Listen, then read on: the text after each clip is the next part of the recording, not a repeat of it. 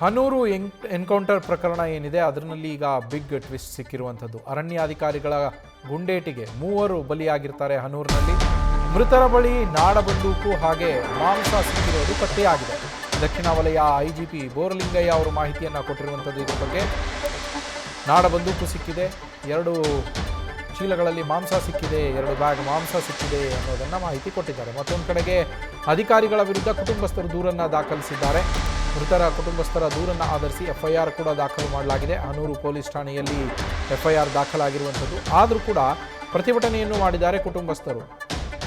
ಮೃತರ ಕುಟುಂಬಕ್ಕೆ ಸೂಕ್ತ ಪರಿಹಾರವನ್ನು ಇನ್ನೂ ಕೂಡ ಸರ್ಕಾರ ಘೋಷಣೆ ಮಾಡಿಲ್ಲ. ಜೊತೆಗೆ ತಪ್ಪಿತಸ್ಥರು ಯಾರಿದ್ದಾರೆ ಈ ಪ್ರಕರಣದಲ್ಲಿ ಅವರ ವಿರುದ್ಧ ಕ್ರಮ ಕೈಗೊಂಡು ಮೃತರ ಕುಟುಂಬಕ್ಕೆ ನ್ಯಾಯವನ್ನು ಒದಗಿಸಿಕೊಡಬೇಕು ಅಂಥೇಳಿ ರಾತ್ರಿ ಇಡೀ ಪ್ರತಿಭಟನೆಯನ್ನು ಕೂಡ ಮಾಡಿದ್ದಾರೆ ಕುಟುಂಬಸ್ಥರು.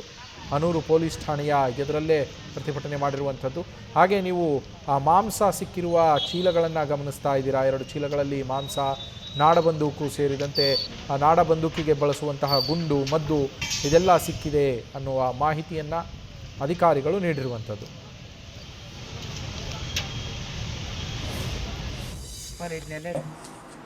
ಚಾಮರಾಜನಗರ ಜಿಲ್ಲೆ ಹನೂರು ತಾಲೂಕಿನ Hanur range Kaveri wildlife ಸ್ಯಾಂಕ್ಚುರಿಯ ಒಂದು ಕರಡಿಕಲ್ ಒಡ್ಡು ಅಂತ ಆ ಜಾಗದಲ್ಲಿ ಫಾರೆಸ್ಟ್ ಏನು ರೇಂಜರ್ಸ್ ಫಾರೆಸ್ಟ್ ಆಫೀಸರ್ಸ್ ಇರ್ತಾರೆ, ಅವರುಗಳು ಕಾಡಿಗೆ ಬಂದಂತಹ 4 ಜನ ಅವ್ರ ಮೇಲೆ ಫೈರಿಂಗ್ ಮಾಡಿದ್ದಾರೆ ಅಂತ ಒಂದು ಮಾಹಿತಿ ಬರ್ತದೆ.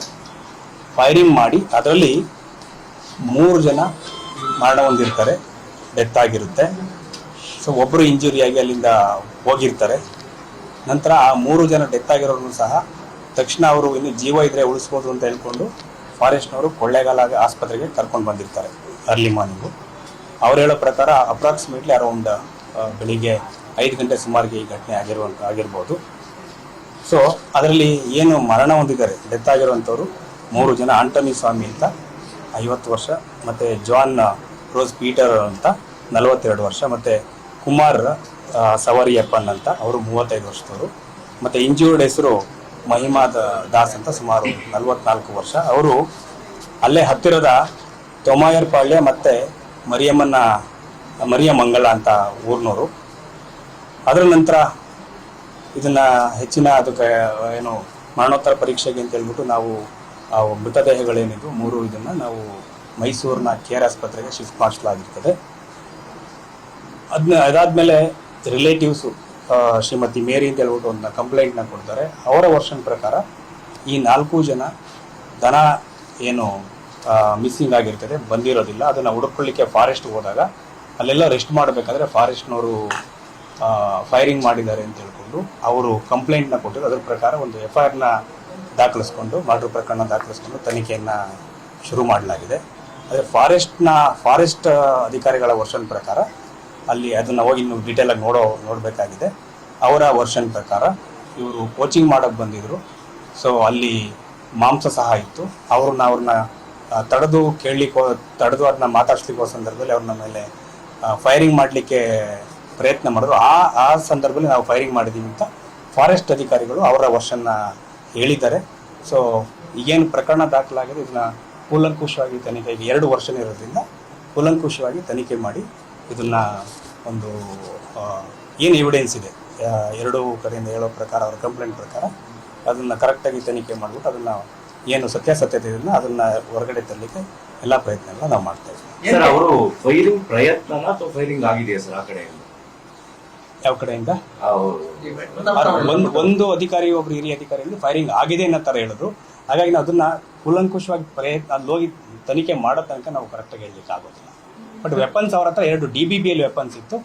ಅದನ್ನು ಸಹ ಫಾರೆಸ್ಟ್ ಅವ್ರನ್ನೇ ವಶಪಡಿಸ್ಕೊಂಡು ಅವ್ರ ವಶದಲ್ಲಿದೆ. ಸ್ವಲ್ಪ ಮಾಂಸ ಸಿಕ್ಕಿದೆ ಅಂತ ಹೇಳಿದ್ರು. 1-2 ಚೀಲದಲ್ಲಿ ಯಾವುದ್ರದ್ದು ಪ್ರಾಣಿದು ಅಂತ ನಾವು ಕನ್ಫರ್ಮ್ ಆಗಿ ಗೊತ್ತಿಲ್ಲ.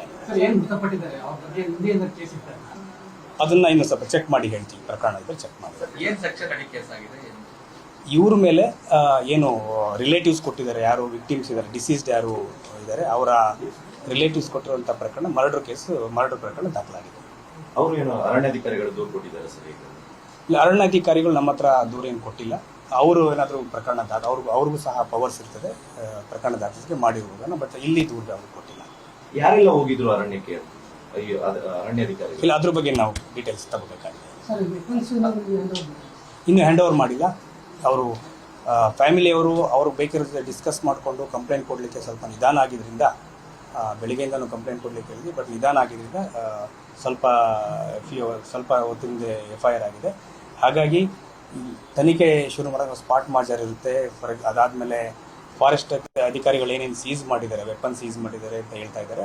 ಅದನ್ನೆಲ್ಲನೂ ಸಹ ನಾವು ವೆರಿಫೈ ಮಾಡಬೇಕು. ಸರ್, ಎಷ್ಟು ಜನ ಫಾರೆಸ್ಟ್ ಆಫೀಸರ್ಸ್ ಹೋಗಿದ್ರು ಅದನ್ನ ಮಾಹಿತಿ ಇದೆಯಾ? 5-6 ಫಾರೆಸ್ಟ್ ಆಫೀಸರ್ಸ್, 4 to 5 ಮೆಂಬರ್ಸ್ ಅಂತ ಹೇಳಿದ್ದಾರೆ. ಇಲ್ಲ, ಅಧಿಕಾರಿಗಳು ಅರಣ್ಯ ಇಲಾಖೆ ಅಧಿಕಾರಿಗಳು ಅಂತ ಕೊಟ್ಟಿದ್ದಾರೆ. ಈ ಬಾರ್ಡರ್ಗೂ ಇನ್ಸಿಡೆಂಟ್ ನಡೆದಿರೋ ಜಾಗಕ್ಕೆ ಎಷ್ಟು ದೂರ ಇದೆ? ಯಾವ ಬಾರ್ಡ್ರು? ಫಾರೆಸ್ಟ್ ಬಾರ್ಡರ್ಗೂ ಮತ್ತೆ ಇನ್ಸಿಡೆಂಟ್ ನಡೆದಿರೋ ಅಂತ ಜಾಗ ಬಟ್ ಭಾಳ ಡೀಪ್ ಇಂಟೀರಿಯರ್ ಇದೆ, ಸುಮಾರು ಒಳಗಡೆ ಇದೆ. PM ಇನ್ನೂ ಆಗಿಲ್ಲ. ಏನಾಗಿದೆ, ಈ ಕೇಸು ದಾಖಲಾಗಲಿಕ್ಕೆ ಅವ್ರ ಕಂಪ್ಲೇಂಟ್ನ ಕೊಡಲಿಕ್ಕೆ ನಿಧಾನ ಆಗಿದ್ದರಿಂದ ಈಗ ಅದಾದಮೇಲೆ FIR ಆದಮೇಲೆ ಬಾಡಿ ಇನ್ಕ್ವೆಸ್ಟ್ ಅಂತ, ಅಂದರೆ ರಿಲೇಟಿವ್ಸ್ ಪ್ರೆಸೆನ್ಸಲ್ಲಿ ಮಾಡಬೇಕಾಗ್ತದೆ. ಇನ್ಕ್ವೆಸ್ಟ್ ಮಾಡಲಿಕ್ಕೆ ರಿಲೇಟಿವ್ಸ್ನ ಕರ್ಕೊಂಡು ನಮ್ಮ ಅಧಿಕಾರಿಗಳು ಮೈಸೂರಿಗೆ ಹೋಗ್ತಾ ಇದ್ದಾರೆ. ಅದು ಬಾಡಿ ಇನ್ಕ್ವೆಸ್ಟ್ ಆದಮೇಲೆ ಪೋಸ್ಟ್ ಮಾರ್ಟಮ್ ಆಗುವಂಥದ್ದು. ಇವತ್ತೇ ಆಗುತ್ತೆ. ಡಾಕ್ಟರ್ಸ್ ಮಾತಾಡಿದ್ವಿ, KR ಹಾಸ್ಪಿಟಲ್. ಕೆಲವರು ರಿಸೀವ್ ಮಾಡ್ಕೊಳ್ಳಲ್ಲ ಅಂತ ಇದ್ದಾರೆ ಸರ್. ಅದನ್ನು ನೋಡೋಣ, ಈಗ ನಮ್ದೇನು ಪ್ರೊಸೀಜರ್ಸ್ ಇದೆ ಮಾಡ್ತೇವೆ. ಈಗ ಡಿಮ್ಯಾಂಡ್ಸ್ ಏನಿದೆ ಸರ್? ಪ್ರತಿಭಟನೆಗಳು ಮಾಡ್ತಾ ಇದ್ದಾರೆ ಅವ್ರಿಗೆ. ತನಿಖೆ ಬಗ್ಗೆ ನಾನು ಮಾತಾಡ್ತೀನಿ, ಡಿಮ್ಯಾಂಡ್ಸ್ ಬಗ್ಗೆ. Thank you. ನಮ್ಮ ಪ್ರತಿನಿಧಿ ನಂದೀಶ್ ಲೈವ್ನಲ್ಲಿ ಜಾಯಿನ್ ಆಗಿದ್ದಾರೆ. ನಂದೀಶ್, ಇಲ್ಲಿ ಒಬ್ಬೊಬ್ಬರದು ಒಂದೊಂದು ವರ್ಷನ್ ಇದೆ. ಕುಟುಂಬಸ್ಥರು ಇದನ್ನ ಕೊಲೆ ಅಂತ ಹೇಳ್ತಾ ಇದ್ದಾರೆ, ಸಂಚು ರೂಪಿಸಿ ಹೊಡೆದಾಕಿರೋದು ಅಂತೇಳಿ. ಹಾಗೆ ಅರಣ್ಯ ಇಲಾಖೆ ಅಧಿಕಾರಿಗಳಿಂದ ಕೂಡ ಸ್ಪಷ್ಟನೆ ಸಿಕ್ಕಿದೆ, ಹಾಗೆ ಪೊಲೀಸರಿಗೆ ಮಾಹಿತಿ ಸಿಕ್ಕಿದೆಯಂತೆ. ಅರಣ್ಯ ಇಲಾಖೆ ಅಧಿಕಾರಿಗಳು ತಮ್ಮದು ಏನು ತಪ್ಪಿಲ್ಲ ಅಂದರೆ ಇಷ್ಟು ತಡ ಮಾಡಿದ್ಯಾಕೆ? ಹಾಗೆ ಇದರಲ್ಲಿ ಹಲವು ಪ್ರಶ್ನೆಗಳಿದ್ದಾವೆ. ಬಾಡಿಯನ್ನ ಚಾಮರಾಜನಗರ ಡಿಸ್ಟ್ರಿಕ್ಟಿಂದ ಮತ್ತೊಂದು ಜಿಲ್ಲೆಗೇನೆ ರವಾನೆ ಮಾಡಿದ್ದು ಯಾಕೆ? ಹೀಗೆ ಹಲವು ಪ್ರಶ್ನೆಗಳು ಮೂಡ್ತಾ ಇರುವಂಥದ್ದು. ನಂದೀಶ್, ನವೀನ್, ಈ ಒಂದು ಹನೂರು ತಾಲೂಕಿನಲ್ಲಿ ನಡೆದಂತಹ ಎನ್ಕೌಂಟರ್ ಪ್ರಕರಣವೇ ಹಲವಾರು ಅನುಮಾನಗಳಿಗೆ ಕಾರಣ ಆಗಿದೆ. ಒಂದು ಕಡೆ ಅರಣ್ಯ ಇಲಾಖೆಯ ಅಧಿಕಾರಿಗಳು ಹೇಳ್ತಾ ಇರುವಂತಹ ಪ್ರಕಾರ, ಅಂದರೆ ಅವರೆಲ್ಲರೂ ಕೂಡ ಬೇಟೆಗೆ ತೆರಳಿದ್ರು. ಈಗಾಗಲೇ ಕಾಡು ಪ್ರಾಣಿಯನ್ನ ಏನು ಬೇಟೆಯಾಡಿ ಮಾಂಸವನ್ನು ಕೂಡ ಹಂಚ್ಕೊಳ್ತಾ ಇದ್ರು. 2 ಬ್ಯಾಗ್ನಲ್ಲಿ ಮಾಂಸ ಇತ್ತು, ಮತ್ತೆ ನಾಡು ಬಂದೂಕು ಕೂಡ ಇತ್ತು. ನಾವು ಖಚಿತ ಮಾಹಿತಿ ಮೇರೆಗೆ ದಾಳಿಯನ್ನ ಮಾಡಿದ್ದು, ಆ ಸಂದರ್ಭದಲ್ಲಿ ನಮ್ಮ ಮೇಲೆ ಫೈರಿಂಗ್ ಮಾಡಿದ್ರ ನಿಟ್ಟಿನಲ್ಲಿ ಅರಣ್ಯ ಇಲಾಖೆಯ ಅಧಿಕಾರಿಗಳು ಹೇಳ್ತಾ ಇರುವಂಥದ್ದು. ಆ ಸಂದರ್ಭದಲ್ಲಿ ತಮ್ಮ ಆತ್ಮರಕ್ಷಣೆಗಾಗಿ ನಾವು ಕೂಡ ಫೈರಿಂಗ್ ಅನ್ನ ಮಾಡಿದ್ದು. 4 ಪೈಕಿ 3 ಅಲ್ಲೇ ಸ್ಥಳದಲ್ಲೇ ಕುಸಿದು ಬಿದ್ದಿದ್ರು, ಗುಂಡು ಬಿದ್ದು ಕುಸಿದು ಬಿದ್ದರು. ಜೊತೆಗೆ ಮತ್ತೊಂದು ಕಡೆ ಹೇಳ್ತಾ ಇರುವಂಥದ್ದು, ಏನು ಆ ಒಂದು ಒಬ್ಬ ವ್ಯಕ್ತಿ ತಪ್ಪಿಸ್ಕೊಂಡ ಅಂತ. ಅಂದರೆ ಅವರೆಲ್ಲರೂ ಕೂಡ ಅರಣ್ಯ ಇಲಾಖೆ ಅಧಿಕಾರಿಗಳು ಆ ಒಂದು ವರ್ಷನೇ ಹೇಳ್ತಾ ಇದ್ದಾರೆ. ಅಂದರೆ ಅವರನ್ನ ಬದುಕಿರ್ಬೋದಮ್ಮ ನಿಟ್ಟಿನಲ್ಲಿ ಕೊಳ್ಳೇಗಾಲ ಆಸ್ಪತ್ರೆಗೆ ತೆಗೆದುಕೊಂಡೋದು. ಆ ಒಂದು ಕೊಳ್ಳೇಗಾಲ ಆಸ್ಪತ್ರೆಯಿಂದ ಏನು ಅಲ್ಲಿ ಕೂಡ ಅವರ ಸಾವನ್ನಪ್ಪಿದ್ರು ಎಂಬ ಖಚಿತ ಮಾಹಿತಿ ಬಂತು. ನಂತರ ಅವರನ್ನ ಮೈಸೂರಿನ KR ಆಸ್ಪತ್ರೆ ಶವಾಗಾರಕ್ಕೆ ಕೂಡ ರವಾನಿಸಿದ್ದೀವಿ ಎಂಬ ಮಾತುಗಳನ್ನ ಅರಣ್ಯ ಇಲಾಖೆ ಅಧಿಕಾರಿಗಳು ಹೇಳ್ತಾ ಇರುವಂಥದ್ದು. ಆದರೆ ಕುಟುಂಬಸ್ಥರು ಆರೋಪವನ್ನು ಮಾಡ್ತಾ ಇರುವಂಥದ್ದು, ಅವರೆಲ್ಲರೂ ಕೂಡ ಹಸುವನ್ನ ಕಾಡಿಗಟ್ಟೋದಕ್ಕೂ ಕೂಡ ಹೋಗಿದ್ರು. ಅಂದ್ರೆ ಹಸುಗಳನ್ನ ಮೇಯಿಸಲು ತೆರಳಿದ್ರು. ಪೋಸ್ಟ್ ಮಾರ್ಟಮ್ ಮಾಡೋದಕ್ಕೆ ಅವಕಾಶ ಇಲ್ವಾ ಅಲ್ಲಿ?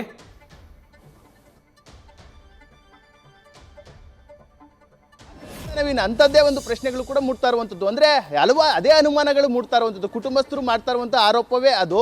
ಅಂದರೆ ಇವರು ಬೇಕಂತಲೇ ಫೇಕ್ ಎನ್ಕೌಂಟರ್ ಅನ್ನು ಮಾಡಿದ್ದಾರೆ, ನಕಲಿ ಎನ್ಕೌಂಟರ್ ಅನ್ನು ಮಾಡಿ ಸುಳ್ಳು ಒಂದು ಆರೋಪವನ್ನು ಮಾಡಿ ಅವ್ರ ಮೇಲೆ ಗುಂಡು ಹಾರಿಸಿದ್ದಾರೆ. ನಂತರ ಅದನ್ನು ಮುಚ್ಚಿ ಹಾಕೋದಕ್ಕೆ ಅವರು ಮೈಸೂರಿನ KR ಆಸ್ಪತ್ರೆಯ ಶವಾಗಾರಕ್ಕೆ ತೆಗೆದುಕೊಂಡು ಹೋಗಿದ್ದಾರೆ ಅಂತ. ಅಂದರೆ ಕೊಳ್ಳೇಗಾಲದಲ್ಲೇ ಅವರಿಗೆ ಪೋಸ್ಟ್ ಮಾರ್ಟಮ್ ಮಾಡ್ಬೋದಾಗಿತ್ತು, ಮೇಲಧಿಕಾರಿಗಳ ಗಮನಕ್ಕೆ ತರಬಹುದಾಗಿತ್ತು. ಪೊಲೀಸರಿಗೂ ಮಾಹಿತಿಯನ್ನು ಕೊಡಲಿಲ್ಲ. ಅರಣ್ಯ ಇಲಾಖೆ ಅಧಿಕಾರಿಗಳು ಏಕಾಏಕಿ ತಮ್ಮ ನಿರ್ಧಾರವನ್ನು ಅವರೇ ಕೈಗೊಂಡಿದ್ದಾರೆ, ಯಾರಿಗೂ ಕೂಡ ಮಾಹಿತಿಯನ್ನು ಕೊಟ್ಟಿಲ್ಲ. ಅದೇ ಒಂದು ಆರೋಪವನ್ನ ಕುಟುಂಬಸ್ಥರು ಮಾಡ್ತಾ ಇರುವಂಥದ್ದು. ಅಲ್ಲದೆ ಜೊತೆಗೆ ಕುಟುಂಬಸ್ಥರಿಗಾಗಲೇ ದೂರನ್ನು ಕೊಟ್ಟಿರುವಂಥದ್ದು. ಹನೂರು ವಿಭಾಗದ ಅರಣ್ಯ ಇಲಾಖೆ ಅಧಿಕಾರಿಗಳು ಯಾರ್ಯಾರಿದ್ದಾರೆ, DCF ಸೇರಿದಂತೆ ಎಲ್ಲರ ಮೇಲೂ ಕೂಡ ಅವರು ದೂರನ್ನು ಕೊಟ್ಟಿರುವಂಥದ್ದು. ಅವರು ನೇರವಾಗಿ ಆರೋಪವನ್ನು ಮಾಡ್ತಾ ಇರುವಂಥದ್ದು, ಇದು ನಕಲಿ ಎನ್ಕೌಂಟರ್, ಬೇಕಂತಲೇ ಮಾಡಿದ್ದಾರೆ. ಅವ್ರ ನಿಟ್ಟಿನಲ್ಲಿ ಅವರೆಲ್ಲರ ಮೇಲೂ ಕೂಡ ಕ್ರಮ ಆಗಬೇಕು, ಮತ್ತೆ ಸೂಕ್ತ ಪರಿಹಾರವನ್ನು ಸರ್ಕಾರವು ಕೂಡ ಒದಗಿಸಬೇಕು ಅಂತ. ಸದ್ಯ ಈಗಾಗಲೇ ಪೊಲೀಸರು ಅವರ ಕುಟುಂಬಸ್ಥರು ಏನೋ ಮೃತಪಟ್ಟಿದ್ದಾರೆ 3 ಜನ, ಅವರ ಕುಟುಂಬಸ್ಥರಿಂದ ದೂರನ್ನು ಕೂಡ ದಾಖಲಿಸಿಕೊಂಡಿದ್ದಾರೆ. ದೂರನ್ನು ದಾಖಲಿಸಿಕೊಂಡು ಇದೀಗ ತನಿಖೆಯನ್ನು ಮಾಡ್ತಾ ಇರುವಂಥದ್ದು. ಮತ್ತೊಂದು ಕಡೆ ಏನು ಅರಣ್ಯ ಇಲಾಖೆ ಅಧಿಕಾರಿಗಳು ಕೂಡ ಹೇಳ್ತಾ ಇರುವಂಥದ್ದು, ನಾಡ ಬಂದೂಕನ್ನು ವಶಪಡಿಸಿಕೊಂಡಿದ್ದೇವೆ, 2 ಬ್ಯಾಗ್ನಲ್ಲಿ ಮಾಂಸ ಇತ್ತು, ಅದನ್ನು ಕೂಡ ವಶಪಡಿಸಿಕೊಂಡಿದ್ದೇವೆ, 38 ನಾಡ ಬಂದೂಕಿನ ಗುಂಡುಗಳನ್ನು ವಶಪಡಿಸಿಕೊಂಡಿದ್ದೇವೆ ಎಂದ ನಿಟ್ಟಿನಲ್ಲಿ ಅರಣ್ಯ ಇಲಾಖೆ ಕೂಡ ಹೇಳ್ತಾ ಇರುವಂಥದ್ದು. ಸದ್ಯ ಈಗಾಗಲೇ CM DK ಶಿವಕುಮಾರ್ ಅವರು ಕೂಡ ಮ್ಯಾಜಿಸ್ಟ್ರೇಟ್ ಒಂದು ನೇತೃತ್ವದಲ್ಲಿ ಒಂದು ತನಿಖೆಯನ್ನು ಮಾಡೋದಕ್ಕೆ ಆದೇಶವನ್ನು ನೀಡಿದ್ದಾರೆ. ನಾಳೆ ಅದಕ್ಕೆ ಸಂಬಂಧಪಟ್ಟಂತೆ ಸಭೆಯನ್ನು ಕೂಡ ಮಾಡುವಂಥದ್ದು. ಆ ಒಂದು ಸಭೆಯಲ್ಲಿ ಮುಂದಿನ ತನಿಖೆಯನ್ನು ಯಾವ ರೀತಿ ಮಾಡಬೇಕು ಅನ್ನೋ ನಿಟ್ಟಿನಲ್ಲಿ ಒಂದಷ್ಟು ಚರ್ಚೆಗಳನ್ನು ಕೂಡ ಮಾಡುವಂಥದ್ದು. ಆದರೆ ಇಲ್ಲಿ ಅನುಮಾನಗಳು ಮೂಡ್ತಾ ಇರುವಂಥದ್ದು ಅರಣ್ಯ ಇಲಾಖೆ ಅಧಿಕಾರಿಗಳ ನಡೆಯ ವಿರುದ್ಧ. ಯಾಕೆಂದ್ರೆ ಒಂದು ಕಡೆ ಏನು ಫೈರಿಂಗ್ ಆಯಿತು, ಅವರು ಅಲ್ಲೇ ಒಂದು ಕುಸ್ತಿ ಬಿದ್ದಿದ್ರು, ಅವರನ್ನು ಬದುಕಿಸೋದಕ್ಕಾಗಿ ನಾವು ಕೊಳ್ಳೇಗಾಲಕ್ಕೆ ಆಸ್ಪತ್ರೆಗೆ ತೆಗೆದುಕೊಂಡು ಬಂದು ಅಂತ. ಆದರೆ ಕೊಳ್ಳೇಗಾಲ ಆಸ್ಪತ್ರೆಯಲ್ಲಿ ಅವರು ಸಾವನ್ನಪ್ಪಿದ್ದಾರೆ ಎಂಬ ಮಾಹಿತಿ ತಿಳಿದು ಬರ್ಲಿಕ್ಕ ಅಲ್ಲೇ ಆ ಒಂದು ಶವವನ್ನು ಕೂಡ ಇರಿಸಿದ್ರೆ ಆಗ್ತಿತ್ತು. ಇದು ಹಲವಾರು ಅನುಮಾನಗಳಿಗೆ ಕಾರಣ ಆಗ್ತಾ ಇರುವಂಥದ್ದು. ಅದೇ ಮಾತುಗಳನ್ನ ಜನಪ್ರತಿನಿಧಿಗಳು, ಜಿಲ್ಲಾ ಉಸ್ತುವಾರಿ ಸಚಿವರಾದಂತಹ ಪುಟ್ಟರಂಗ ಶೆಟ್ಟಿ ಸೇರಿದಂತೆ ಅಲ್ಲಿನ ಸ್ಥಳೀಯ ಶಾಸಕರು, ಸ್ಥಳೀಯ ಸಂಸದರು ಕೂಡ ಅದೇ ಆರೋಪವನ್ನು ಮಾಡ್ತಾ ಇರುವಂಥದ್ದು ಅರಣ್ಯ ಇಲಾಖೆ ಅಧಿಕಾರಿಗಳ ಮೇಲೆ. ಅಂದ್ರೆ ಬೇಕಂತಲೇ ಇವರು ನಕಲಿ ಎನ್ಕೌಂಟರ್ ಅನ್ನ ಮಾಡಿದ್ದಾರೆ ಅಂತ ನಿಟ್ಟಿನಲ್ಲಿ ನೇರವಾಗಿ ಅರಣ್ಯ ಇಲಾಖೆ ಅಧಿಕಾರಿಗಳ ವಿರುದ್ಧ ವಾಕ್ಸಮರವನ್ನ ಜನಪ್ರತಿನಿಧಿಗಳು ಕೂಡ ಮಾಡ್ತಾ ಇರುವಂಥದ್ದು. ಸದ್ಯ ಅದರ ಬಗ್ಗೆ ತನಿಖೆಯನ್ನ ಪೊಲೀಸರಿಂದಲೇ ಒಂದು ಹೊರಬೀಳಬೇಕಾಗಿದೆ. ಯಾಕೆಂದ್ರೆ ಪೊಲೀಸರು ಈಗಾಗಲೇ IGP ಬೋರ್ಲಿಂಗೆ ಅವರು ಕೂಡ ಸ್ಥಳಕ್ಕೆ ಭೇಟಿ ಕೊಟ್ಟು ಅವರ ಏನು ಕುಟುಂಬಸ್ಥರಿಂದ ಕೂಡ ದೂರನ್ನ ದಾಖಲಿಸಿಕೊಂಡಿದ್ದಾರೆ. ಅರಣ್ಯ ಇಲಾಖೆಯ ಒಂದು ಅಧಿಕಾರಿಗಳಿಂದಲೂ ಕೂಡ ಮಾಹಿತಿಯನ್ನು ಪಡೆದಿದ್ದಾರೆ. ಅರಣ್ಯ ಇಲಾಖೆ ಅಧಿಕಾರಿಗಳಿಂದ ಇಲ್ಲಿ ಮಾಹಿತಿಯನ್ನ ಪಡೆದಿದ್ದಾರೆ. ಆದ್ರೆ ಅರಣ್ಯ ಇಲಾಖೆ ಅಧಿಕಾರಿಗಳು ಈವರೆಗೂ ಯಾವುದೇ ರೀತಿಯ ಕಂಪ್ಲೇಂಟ್ ಅನ್ನ ದಾಖಲಿಸಿಲ್ವಲ್ಲ ನಂದೀಶ್?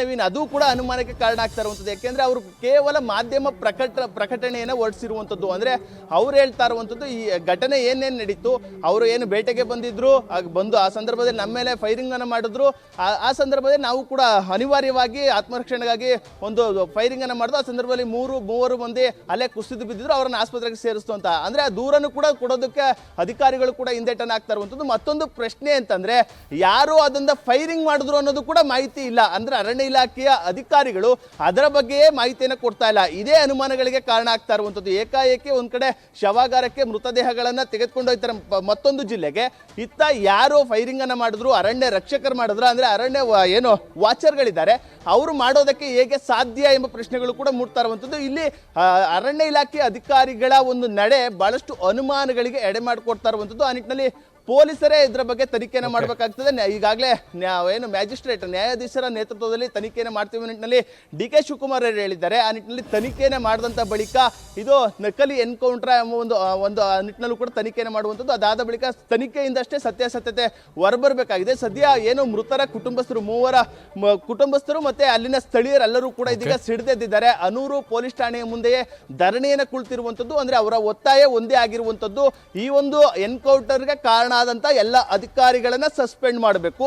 ಜೊತೆಗೆ ಏನು ಮೃತಪಟ್ಟಂತಹ ಕುಟುಂಬಸ್ಥರಿಗೆ, ಅವರ ಕುಟುಂಬಸ್ಥರಿಗೆ ಹೆಚ್ಚಿನ ಪರಿಹಾರವನ್ನು ಕೂಡ ಸರ್ಕಾರದಿಂದ ಕೊಡಲೇಬೇಕು ಅನ್ನೋ ನಿಟ್ಟಿನಲ್ಲಿ ಪಟ್ಟಣ ಹಿಡಿದಿರುವಂಥದ್ದು. ಅಲ್ಲಿವರೆಗೂ ಕೂಡ ನಾವು ಏನು ಮೃತದೇಹವನ್ನ ಒಂದು ಪೋಸ್ಟ್ ಮಾರ್ಟಮ್ ಮಾಡೋದಕ್ಕೆ ಏನು ಅವಕಾಶವನ್ನ ಮಾಡಿಕೊಡಲ್ಲ, ಮರಣೋತ್ತರ ಪರೀಕ್ಷೆಯನ್ನ ಮಾಡಿದ್ರು ಕೂಡ ನಾವು ಒಂದು ಶವವನ್ನು ಕೂಡ ತೆಗೆದುಕೊಂಡು ಹೋಗಲ್ಲ ಎಂಬ ನಿಟ್ಟಿನಲ್ಲಿ ಪಟ್ಟಣ ಹಿಡಿದಿರುವಂಥದ್ದು. ಸದ್ಯ ಮೈಸೂರಿನ KR ಆಸ್ಪತ್ರೆಯಲ್ಲೇ ಇದು ಇನ್ನೂವರೆಗೂ ಕೂಡ, ಅಂದ್ರೆ ನಿನ್ನೆ ಬೆಳಗಿನ ಜಾವ ಆಗಿರುವಂಥದ್ದು, ಇದುವರೆಗೂ ಕೂಡ ಆ ಒಂದು KR ಆಸ್ಪತ್ರೆಯ ಶವಾಗಾರದಲ್ಲಿ ಅವರ ಶವವು ಕೂಡ ಇರುವಂಥದ್ದು. ಆ ನಿಟ್ಟಿನಲ್ಲಿ ಮರಣೋತ್ತರ ಪರೀಕ್ಷೆಗಾಗಿ ಈಗಾಗಲೇ ಅವರ ಕುಟುಂಬಸ್ಥರು ಒಂದು ಸಹಿಯನ್ನ ಮಾಡಬೇಕಾಗುತ್ತೆ. ಅದಕ್ಕೂ ಕೂಡ ಅವರ ಕುಟುಂಬಸ್ಥರು ಹಿಂದೇಟನ್ನ ಆಗ್ತಾ ಇರುವಂಥದ್ದು. ಅಂದ್ರೆ ಇದು ಅವ್ರು ನೇರವಾಗಿ ಹೇಳ್ತಾ ಇರುವಂಥದ್ದು ಇದು ನಕಲಿ ಎನ್ಕೌಂಟರ್ ಅಂತ. ಆ ನಿಟ್ಟಿನಲ್ಲಿ ಪೊಲೀಸರು ಯಾವ ರೀತಿ ತನಿಖೆಯನ್ನು ಮಾಡ್ತದೆ, ಸರ್ಕಾರ ಯಾವ ರೀತಿ ನ್ಯಾಯಾಧೀಶ ಯಾರ ನ್ಯಾಯಾಧೀಶರ ಮುಂದೆ ಆ ಒಂದು ತನಿಖೆಯನ್ನು ಮಾಡಿಸುತ್ತೆ ಎಂಬುದು ಕೂಡ ಕುತೂಹಲಕ್ಕೆ ಕಾರಣ ಆಗಿದೆ. ಸದ್ಯ ಈ ಒಂದು ಪ್ರಕರಣ ದೊಡ್ಡ ಮಟ್ಟದಲ್ಲಿ ಸದ್ದನ ಮಾಡ್ತಾ ಇದೆ. ಸರ್ಕಾರಕ್ಕೂ ಕೂಡ ಒಂದು ರೀತಿ ತಲೆನೋವಾಗಿದೆ ಅಂತ ಹೇಳಿದ್ರೆ ತಪ್ಪಾಗ್ಲಾರ್ದು. Naveen, thank you Nandish. News first ನಿರ್ಭೀತಿಯಿಂದ ನಿಮ್ಮ ಪರವಾಗಿ.